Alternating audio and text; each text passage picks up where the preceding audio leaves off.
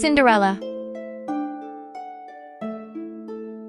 Once upon a time, in a kingdom far away, there lived a beautiful young girl named. She was known as Cinderella because she was always covered in ashes from tending to the fireplace. Despite her unfortunate circumstances, Cinderella had a heart full of kindness and a spirit that couldn't be dampened. In the same kingdom, there was a grand royal ball being held at the palace. Every eligible maiden in the land received an invitation, including Cinderella's stepsisters, Anastasia and Drizella. They were vain and selfish, constantly belittling Cinderella and making her do all the chores. As the day of the ball approached, Cinderella's stepsisters busied themselves with choosing their most extravagant gowns and practicing their dance moves. Cinderella, on the other hand, could only dream of attending the ball and feeling the enchantment in the air.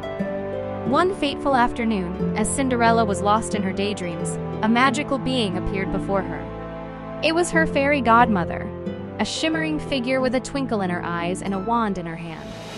With a wave of her wand, she transformed Cinderella's tattered rags into a breathtaking ball gown, glass slippers, and a sparkling carriage.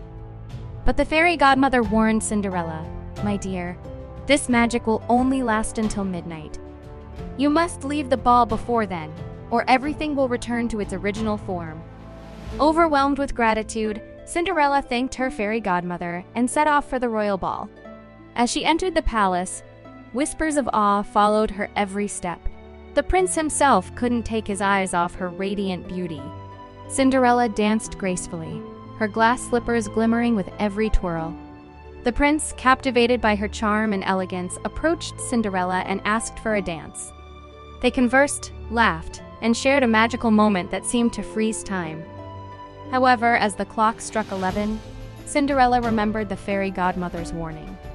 She knew she had to leave the ball before her beautiful disguise faded away. Hurriedly, she bid farewell to the prince, leaving behind a glass slipper as a memento of their encounter. The prince, determined to find the mysterious maiden, set out on a quest throughout the kingdom.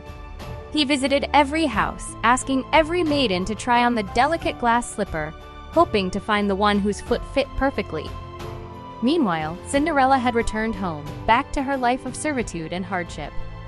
But her heart remained full of hope, believing that one day, true love would find its way back to her.